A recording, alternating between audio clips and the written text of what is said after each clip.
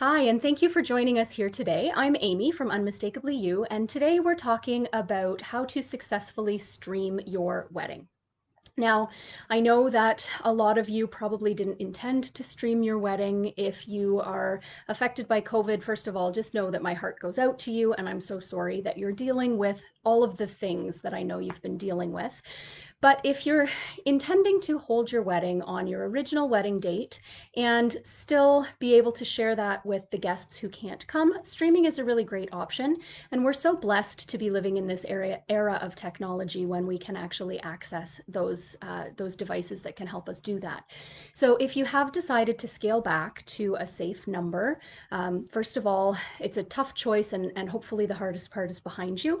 But secondly, know that your friends and family will absolutely support your decision, whatever that is, whether you're postponing your entire wedding until next year, maybe, and having a ceremony this year, or whether you're just doing a small ceremony. Know that your guests will understand and that you're doing what's right for you.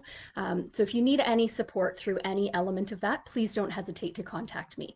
I have been planning weddings for well over 10 years, and I, to be completely honest, haven't done a lot of live streaming because it hasn't been a very popular option up until 2020 when it's become more of a necessity. So today's plan is to give you some really tangible strategies and tips and tricks for how to live stream your own wedding so that you can bring more of your guests into the experience with you. Now, a lot of this can get very techy. I am not tech savvy. Just ask anybody who knows me. I am absolutely not tech savvy. So by all means, if you have a question or a comment, pop it into the comments. I will do everything I can to answer it. And if I can't answer it right away, I will of course do some research and get back to you. And know that you don't have to take fast and furious notes here. I have created a cheat sheet for you. So if you want to access that cheat sheet right now as we're chatting, go to www.unmistakably.com/streaming, and you can download the cheat sheet right from there. So it's going to go through point by point everything that I'm talking about. It will give you the names of devices and systems that I'm talking about and all of the tips and tricks that I'm going to pass along as well. So download that from unmistakably.com/streaming. Let's jump right in. I'm going to hit 5 subject areas today. We're going to talk about, first of all, the tech requirements to stream your wedding. We're going to talk about platform options, as well as some advanced broadcasting options that you might be interested in if you are a tech savvy human. We'll talk also about the option of hiring a pro, and finally, a little bit about guest etiquette, because this is kind of a whole new world. And so we want to make sure that you are helping to prepare your guests so that you can increase their comfort level with what they're going to experience as well. So in terms of tech requirements, basically what you need are some kind of a camera, some kind of a microphone, and a platform to stream on. Now, as with anything, the more sophisticated your equipment, the better quality your stream, but of course, the more options there are for things to go awry.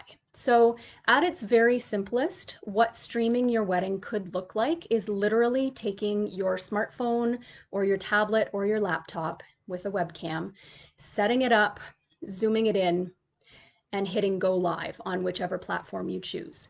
Now, that will absolutely work. But in terms of your camera, most cameras on many phones, many laptops are not super high quality. So if you're interested in improving the quality and you have the ability and the tech, you can absolutely connect a video camera or a DSLR to a laptop using an HDMI cable and a device called a Camlink. Now, we know that there have been financial implications to this pandemic as well, so I'm certainly not looking for ways to make you spend more money.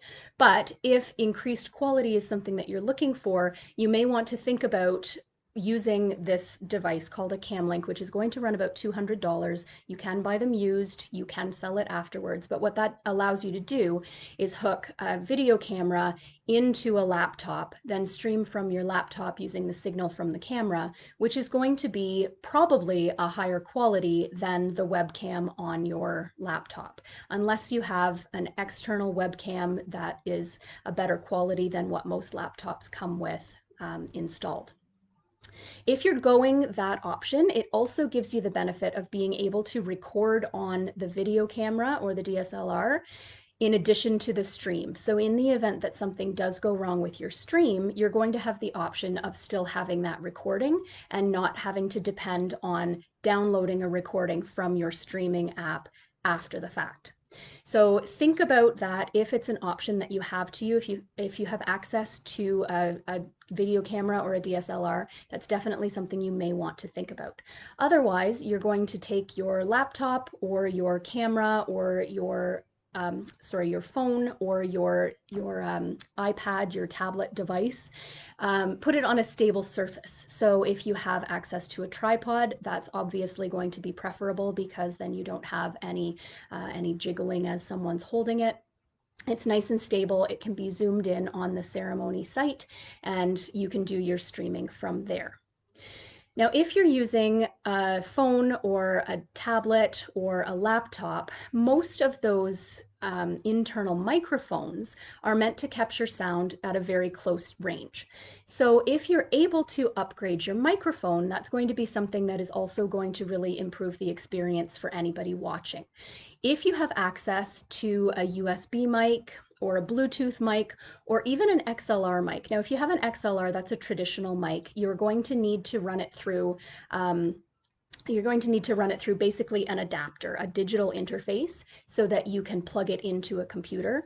But having that higher quality mic that's able to be positioned closer to where the ceremony is than where your laptop or your phone is positioned is going to really improve the sound quality, particularly if you are doing your ceremony outside and there's any wind or any ambient noise. Maybe your neighbor decides that's the time to cut the grass. Then having that mic closer to the ceremony is definitely going to improve your sound quality.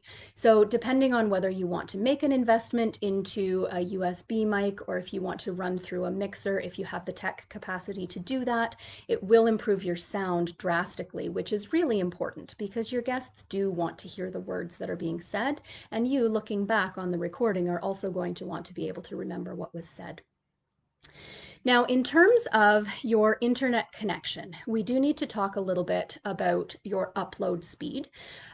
It's generally recommended by most streaming platforms that you upload at 720p and that you're at about 30 frames per second. Now, to accommodate that, the recommended upload speed is 5.7 megabits per second. Now, that's a whole lot of numbers that really, to be honest, 2 days ago didn't mean a whole lot to me. I'm learning the more video I do, and if you're attempting this, you will learn as well. But you need to check your upload speed. And you can do that really easily. If you just Google, speed test, Google has a speed test device that will check your download and your upload speed of your device for you. You can also go to speedtest.net and it will do that as well. It will very quickly tell you what your average upload speed is. Now you need to know that it fluctuates. So if you're looking for 5.7 as the recommended speed, you're hoping that we have about 35% more than that over that. So you don't ever want to have just the bare minimum that you need, because chances are pretty good that there will be disruptions in that upload speed and things will start to lag or to buffer or to get choppy, or your stream might even go down. So make sure that you've got an adequate upload speed. I also recommend that you shut down everything else that your computer is running, turn off all of your other apps, and make sure that if you have multiple devices that nobody else is using any upload capacity at the same time either. So making sure that you have adequate upload speed is going to be really, really important. Also, if you can plug in to a physical wire for your network as opposed to relying on Wi-Fi, that's going to be a little bit more consistent and a little bit more stable for you as well. Now, once you know that you've got your equipment and your appropriate internet upload speed, you have to choose a streaming platform. And I would always recommend that you choose something that you're really comfortable with. We're going to talk more about that in just a second, but you do need to have a platform to stream to unless you're incredibly tech savvy and you happen to have your own server with a private website where you can do the streaming, host the streaming yourself. Otherwise, you're looking for another third-party streaming app. But something that I did want to mention just before we jump into that is that if you are getting married in a church, a lot of churches have recently developed and implemented the capacity to stream themselves because they haven't been able to have physical services. So if you are getting married in a church, then ask the administrators or the minister or the pastor if they have the ability to handle the streaming for you. And a lot of them will.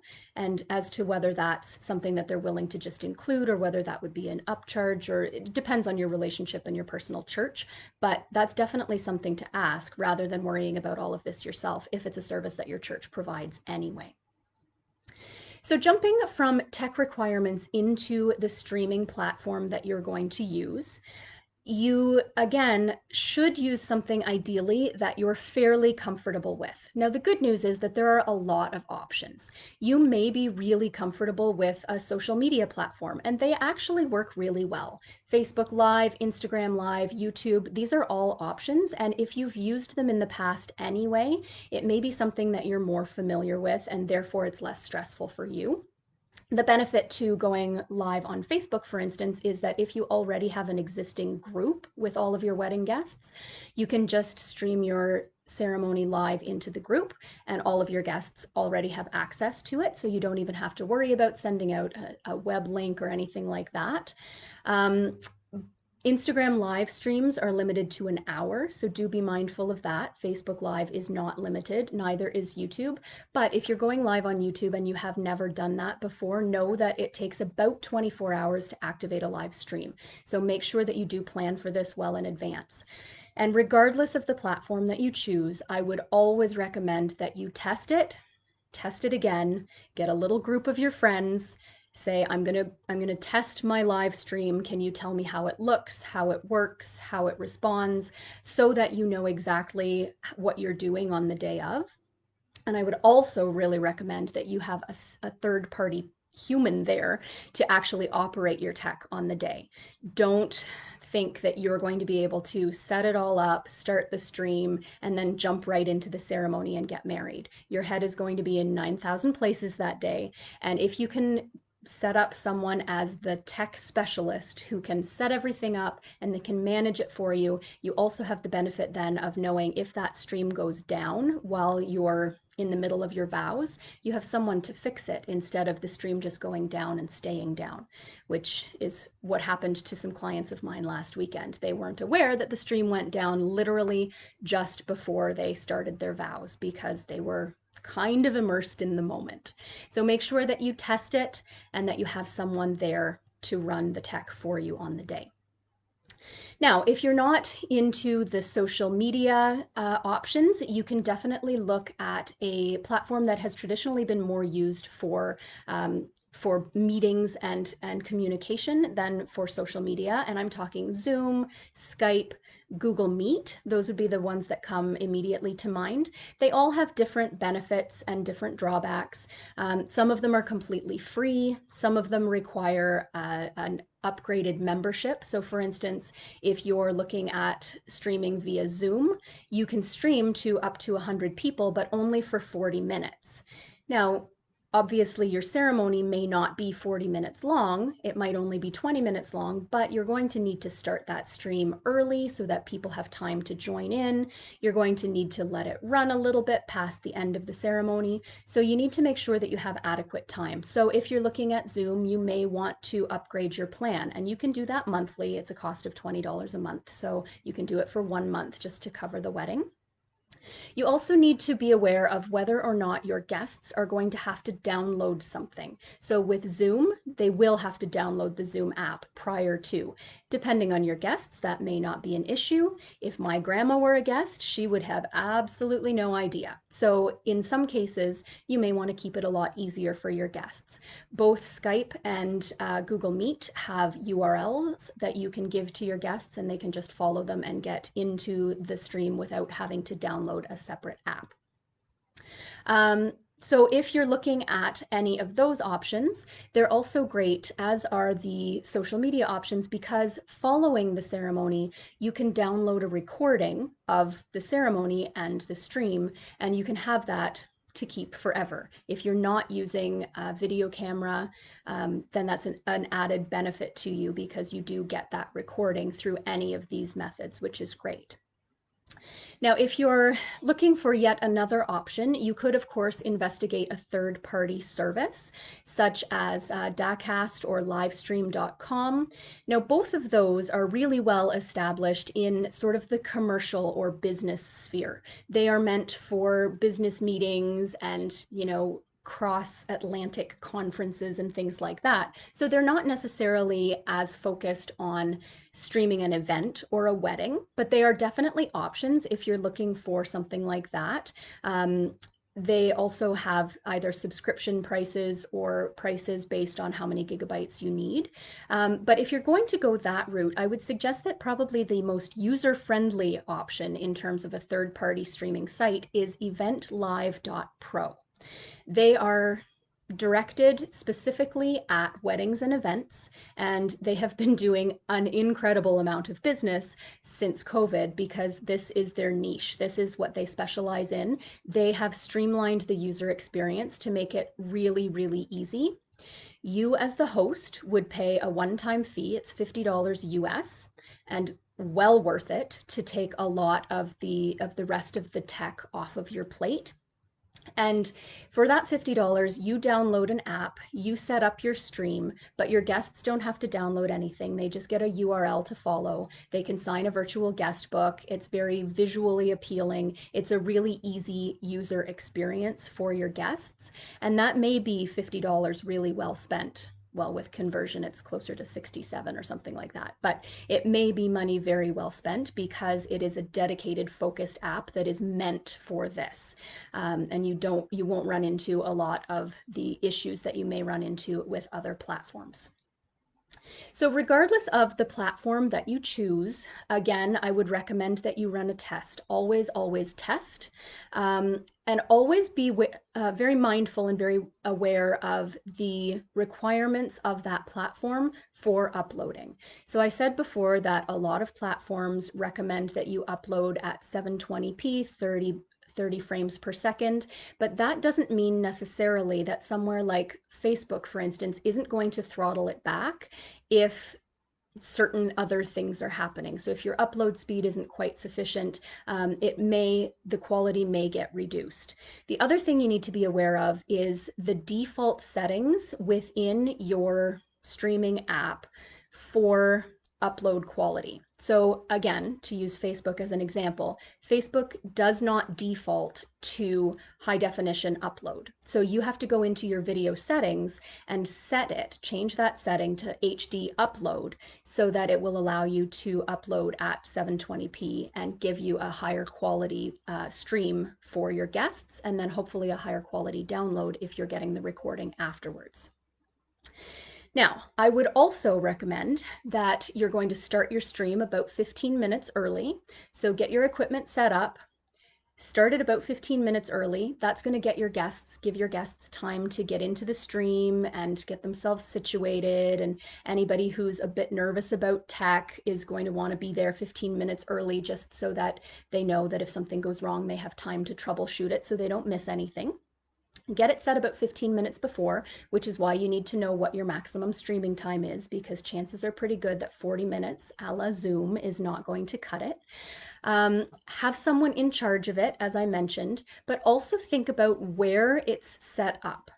So if it is a hot day and you're getting married outside, you absolutely need to have that equipment shaded in the coolest possible place, because most laptops and phones and iPads will go into thermal shutdown if they get too hot. It's a problem that I've run into a couple of times doing ceremonies out in fields with the sound being run off of an iPad. It's something that a couple of mine experienced last weekend. That's why the stream went down right before the ceremony, because the computer overheated. So if you can, shade your equipment If you are using an external microphone, it would be a really good idea to actually direct a fan onto your equipment. I say if you're using an external microphone because a fan will create some white noise, and if you're using just your built-in microphone, it's likely to pick up the sound of that fan and it will kind of obscure the sound that you want to pick up from the ceremony. So make sure if you're using an external mic that it's close enough to the ceremony to pick up the voices, and then you could ideally put a fan closer to your equipment to keep it a little bit cooler as well. As I mentioned, you also want to make sure that the rest of your CPU usage is as little as possible. So turn off all of your other programs, any other apps that you may be running on your phone or on your tablet. Make sure that your computer brain is dedicated to just streaming your ceremony, and make sure that if you have multiple devices that can access your Wi-Fi, that nobody else is also uploading anything at the same time. That will help you hopefully to have a good quality video, good quality sound, and prevent your stream from going down. Now, if you happen to be far more tech savvy than me, more power to you. These options that I'm about to talk about are a little bit above my pay grade, so I'm going to attempt to sound intelligent about them. But if you're looking for a little bit more of a sort of put together, sort of produced style to your video, if you want to use more than one camera input so that you can get different angles, if you'd like to use text overlay or graphics or interesting scene changes, you can look into using a streaming or a broadcasting software. Now, the one that's probably most accessible and popular is called OBS. It stands for Open Broadcast Studio. It is free to download, and it is a really cool program. My plan for the summer is to actually learn how to use it. But it will allow you to input many different sources so that you can quite smoothly change from one camera angle to another camera angle. You can put text and graphics into your presentation, and it's really quite a polished, finished product. But it also has a pretty steep learning curve, so if it's not something that you've ever used, I wouldn't suggest necessarily, unless you have lots of time on your hands, learning it just for the sake of your ceremony stream. But if you have the ability, it's definitely something that will produce a very polished, finished product. Now, you do have to have someone running it on the day who understands how to use the software and who knows when you want to break from each different angle and which transition you need to use, and they need to know how to operate that within the software itself. Now, OBS doesn't in and of itself stream. You still have to set it up to stream to a separate platform. So you could use Facebook, you could use Zoom, you could use Skype, but you need to have a streaming key that you put into OBS that links those two services together so that the program OBS talks to the streaming source. Now, again, if you're super techie and you have the ability to set up your own server, create your own private web page, and host your own stream, that's amazing. That's so far above my pay grade, I can't even think about it. But if that's something that you have the capability of doing, then you could produce something really high quality. You also need to have extra tools like a video mixer and a soundboard. So just be aware that if you're looking at doing something like that, you may want to consider hiring a pro. Now, again, we understand that you may have had some financial concerns associated with COVID, and I'm not looking to spend your money. So this is not necessarily an option for anybody. But if it is financially feasible for you and it's something that you're interested in doing, I would always advise hiring a professional. So a lot of videographers have the capability of doing the live streaming for you. So you have the benefit of knowing you have a professional videographer to capture a beautiful video for you. And then they'll take care of the streaming as well so that you literally don't have to worry about any of that on the day. Or you can also look at local production companies, a lot of whom will have been producing events for years and have now pivoted because they've recognized the need for streaming of smaller events like church services and weddings and things like that. So hiring a professional videographer or a production company is definitely something that it will take so much stress off of you if it's feasible for you. As with any professional who's going to have a lot of face time with you on your wedding day, so like a photographer or an officiant, I would definitely recommend that you have a meeting with them. So lots of people are doing video meetings right now. Book a meeting, a face-to-face with that videographer so that you can actually ask some questions, so you know that you're comfortable with that person, because they will be sort of in your face on the day of the wedding, and you need to feel comfortable with them. You need to trust them to capture a beautiful video that you then will have for life, that you can share with people who also couldn't be there or couldn't make it to the live stream. But you know also that you can trust them to handle the streaming for you, and you don't have to worry about it. So hiring a professional is something that might be a really solid investment if it's important to you that maybe you don't understand the tech, you don't want to worry about the tech, or you want to have that high quality video as a keepsake for years and years to come. Now, depending on which route you take with your streaming, it's probably a good idea to think about educating your guests a little bit in terms of how to attend a live streamed wedding. This is not something that has been historically really done very often because it hasn't been necessary. There have absolutely been weddings streamed in the past for overseas guests or guests who are ill and couldn't make it, but it has not been nearly as mainstream as it is becoming right now. And that's due obviously to the necessity of gathering restrictions and social distancing and not being able to have more than, depending on your local restrictions, 10 or maybe 50 people in one place at one time. So you may need to do a little bit of guest education about the etiquette on attending a streamed wedding. So the first thing you're probably going to need to talk about, and you can be really creative with this and cute in your invitation. You can write a little poem, or you can just be really straightforward with it in a Facebook group, or however you're inviting your guests. But you want to be very clear about what to do with their video and their audio if you're using a platform where that's an option to them. So if you're hosting your stream through somewhere like Zoom, your guests could, in theory, join with their video and with their audio. And that has the potential of bogging down the stream, and it also has the potential of sort of hijacking the main event, which of course is you getting married. A lot of times people will have their Zoom stream set to highlight the speaker, so the picture on their screen will jump back and forth so that they can see whoever's speaking. That's obviously really useful in a meeting setting where you need to be seeing whoever is presenting at that point.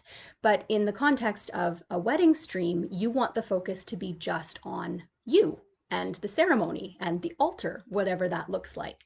So you want to make sure that you don't have anyone unintentionally hijacking your stream by having their mic on and then it flipping over to them thinking that they're the active speaker. So do be really clear about whether or not guests are welcome to have their video and their audio on, or whether you'd ask them to be muted. Now, if you're incorporating other people who are not on site into your ceremony, like maybe you're having a reading or a prayer said by someone who's not physically at the ceremony with you, of course, you would advise them that they need to unmute at that point. But I would generally recommend that you ask guests to be muted with video off. If you do have video on, you might actually want to make a recommendation about attire. Now, this is also kind of a fun way to make guests feel like they're there with you. They can't physically be there, but maybe if you encourage them to get dressed up, make themselves a drink so that they can toast at the end of the ceremony, it's a way of bringing them into it a little bit more and making them feel a little bit more involved. But it also has the added benefit of, if someone has their video on and they're in their swimming pool, you don't have to see them in their bikini.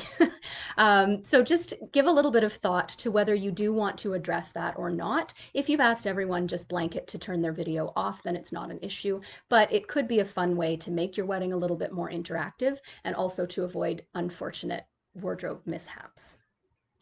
Commenting is another thing that, depending on the platform, you may want to address. In some cases, like Zoom, for instance, you can comment and your comment will be visible to everyone, or you can comment to someone privately. That's something that you may want to make a little bit of a note about in your invitations. If commenting is an option in the platform that you're using, you may want to let guests know that they're welcome to do that. And it can be pretty fun for you to look back on and read those comments, as you obviously aren't privy to them when you're at the ceremony. So that might be something you'd want to address and let guests know how to handle in an invitation as well. And finally, something to have a conversation with your partner about is whether or not you're comfortable with your guests sharing the link to your stream. This is something that you wouldn't necessarily think about in advance, because in most cases, if you're inviting a couple to your physical wedding, they're not going to assume that they can invite, their aunt and their cousin and their neighbor. But this day and age, with technology being so prevalent, people have been isolated. A wedding is a very exciting, happy thing. Your guests might feel that it's okay for them to share the link with their cousin or to have a watch party on their front deck. So you need to make sure that, depending on your comfort level and how private you'd like to be about it, you may need to ask your guests not to share the link to keep it private.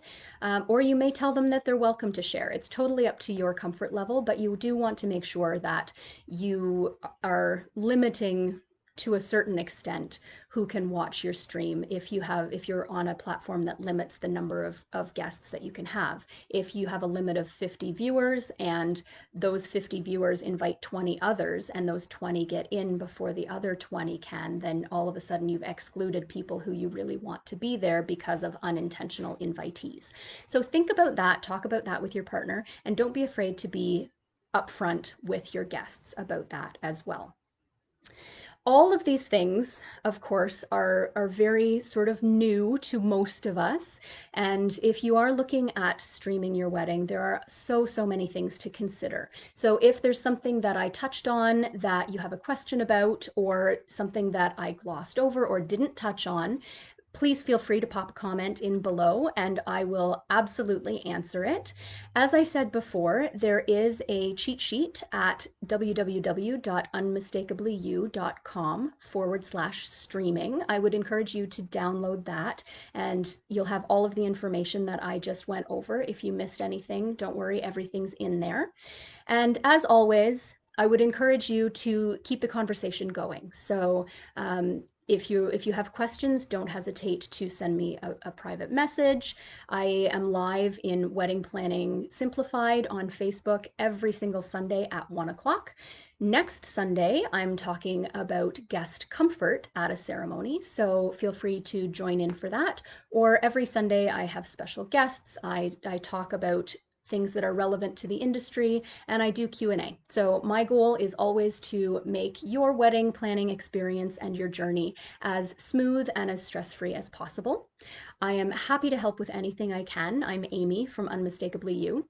I really thank you for joining me today, and let's keep the conversation going. I look forward to hearing from you and how your plans are coming along, and if you are streaming your ceremony, I'd love to hear how it went. And take care. Hang in there, take care of each other, and I will catch you next week in Wedding Planning Simplified. Take care.